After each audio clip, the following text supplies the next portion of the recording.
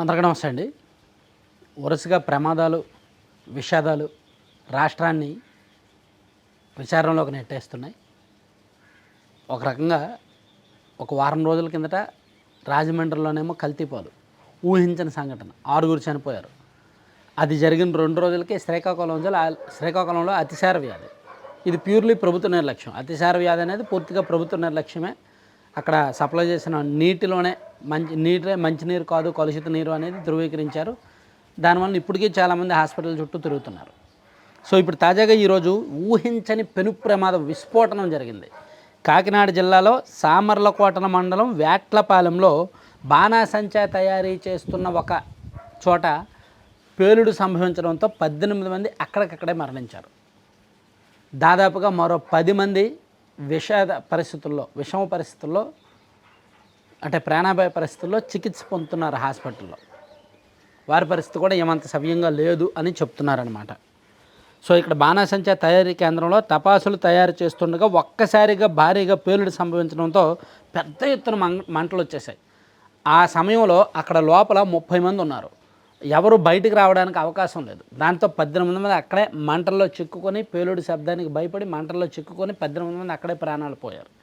మిగిలిన వాళ్ళు బయటకు వచ్చినప్పటికీ గాయాల పాలయ్యారు. ఇంకొంతమంది అక్కడే గాయాలతో కుప్పకూలిపోయారనమాట.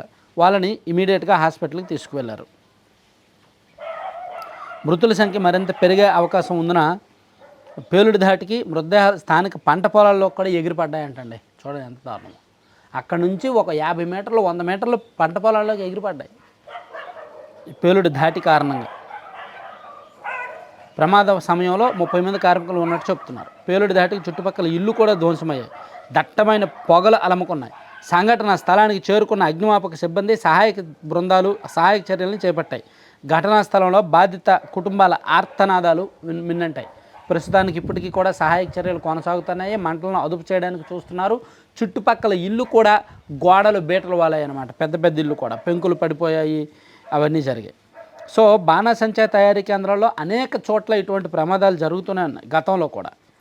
మీకు గుర్తుండే ఉంటే ఇప్పుడు తూర్పుగోదావరి జిల్లాలోనే ఇదే వేటపాలెంలోను, అలాగే జువ్వుపాడులోను, ద్రాక్షారామం, వేలంగి, రాయవరం, సావరం, కొమరిపాలెం, బిక్కవోలు, మండపేట తదితర ప్రాంతాల్లో ఎక్కువగా తయారీ కేంద్రాలు ఉన్నాయన్నమాట. సో తయారీ కోసం ఫారం 20, కేవలం అమ్మకం కోసం ఫారం 24 జారీ చేస్తారు. జిల్లా వ్యాప్తంగా 50కి పైగా లైసెన్స్డ్ తయారీ కేంద్రాలు ఉన్నాయి. యాక్చువల్లీ బాణాసంచా తయారీ చేయాలంటే ఫారం 20 పేరిట అనుమతి పత్రం ఉండాలి. బాణాసంచా అమ్మాలి అంటే ఫారం 24 పేరిట అనుమతి పత్రాలు ఉండాలి. ఇలా లైసెన్స్ అంటే తయారీ కోసం ఆ జిల్లాలో ఉమ్మడి తూర్పుగోదావరి జిల్లా పరిధిలో 50 మందికి లైసెన్సులు ఉన్నాయి తయారీకి. సో ఎక్కువగా తయారు చేసే ప్రాంతాలు అయితే ఇవే: రాయవరం, వీసావరం, కోమరపాలు, జువ్వుపాడు, ద్రాక్షారామ, వేలంగి, వేట్లపాలెం గ్రామాల్లో ఎక్కువగా జరుగుతూ ఉంటాయి. అలాగే మండపేట, జువ్వుపాడు, ద్రాక్షారామం, కోమరపాలెం, రాయవరం ఈ ప్రాంతాల్లో గతంలో కూడా కొన్ని ప్రమాదాలు జరిగాయి. మీకు గుర్తుండే ఉంటే 2014 అక్టోబర్ 22వ తేదీన వాకతిప్ప అనే గ్రామంలో 18 మంది ఇలాగే చనిపోయారు బాణాసంచా తయారు చేస్తుండగా ప్రమాదం జరిగి.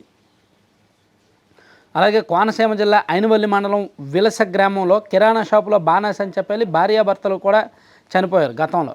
అలాగే రాయవరంలోని శ్రీ గణపతి ఫైర్ వర్క్స్లో భారీ పేలుడు జరగడంతో 4 మహిళలు 2 పురుషులు గత ఏడాది మరణించారు. ఏడాది కిందట. ఇలా ఎప్పటికప్పుడు ఎక్కడికక్కడ ప్రమాదాలు జరుగుతూనే ఉన్నాయి. అయినా సరే బాణాసంచా తయారీదారులు ప్లస్ ఆ తయారీకి అనుమతి ఇచ్చినప్పుడు, అక్కడ లైసెన్స్ ఇచ్చినప్పుడే అక్కడ పరిశీలన చేయడం కానీ, ముందస్తు చర్యలు చేపట్టడం కానీ, వాళ్ళకి అవగాహన కల్పించడం కానీ ఇదేమీ చేయట్లేదన్నమాట. సో దానివల్లనే పెరుగుతున్నాయి. ఇప్పుడు భారీగా ఇప్పుడు ఒక బ్రేకింగ్ ఏంటంటే మృతుల సంఖ్య పెరిగిందండి. ఇంకొక 2 కూడా ప్రాణాలు కోల్పోయారంట. మొత్తం 20 మంది చనిపోయినట్టు చెప్తున్నారు. సో పేలుడు శబ్దాలు సుమారుగా 5 కిలోమీటర్ల మేరకు వినిపించాయంట. అలాగే అక్కడ ఉన్న ప్రైవేటు పాఠశాలలో పైన స్లాబ్ కూడా పగుళ్ళు వచ్చాయంటండి. తీవ్రంగా గాయపడిన 8 మందిని అంబులెన్స్లో స్థానిక ఆసుపత్రికి తరలించారు. మృతుల్లో ఎక్కువ మంది మహిళలే ఉన్నట్టు చెప్తున్నారు. పేలుడు సంభవించినప్పుడు భారీ శబ్దం వచ్చినట్టు 5 కిలోమీటర్ల పరిధిలో ఈ శబ్దం వినిపించిందని స్థానికులు చెప్తున్నారు. పేలుడు ధాటికి చుట్టుపక్కల గ్రామాల ప్రజలు భయాందోళనకు గురయ్యారు. 5 గ్రామాల పరిధిలో దట్టమైన పొగలు అలముకున్నాయి. సో సీఎం చంద్రబాబు గారు ప్రస్తుతానికి విజయనగరం జిల్లా చీపురుపల్లి పర్యటనలో ఉన్నారు. అక్కడి నుంచే ఈ ప్రమాదం మీద దర్యాప్తు చేశారు. ఆ జిల్లా కలెక్టర్ అండ్ ఎస్పీతో మాట్లాడారు. అండ్ ఆ జిల్లా ప్రజాప్రతినిధులు కూడా ఇమీడియట్గా ఆ ప్రాంతానికి పంపించి సహాయక చర్యలు అందించాలని చెప్పారు.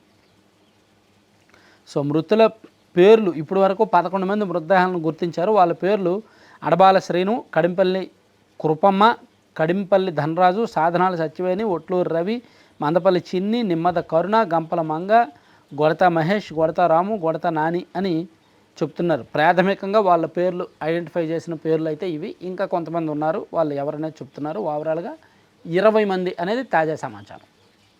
ఇంకా పెరిగే అవకాశం అయితే ఉంది.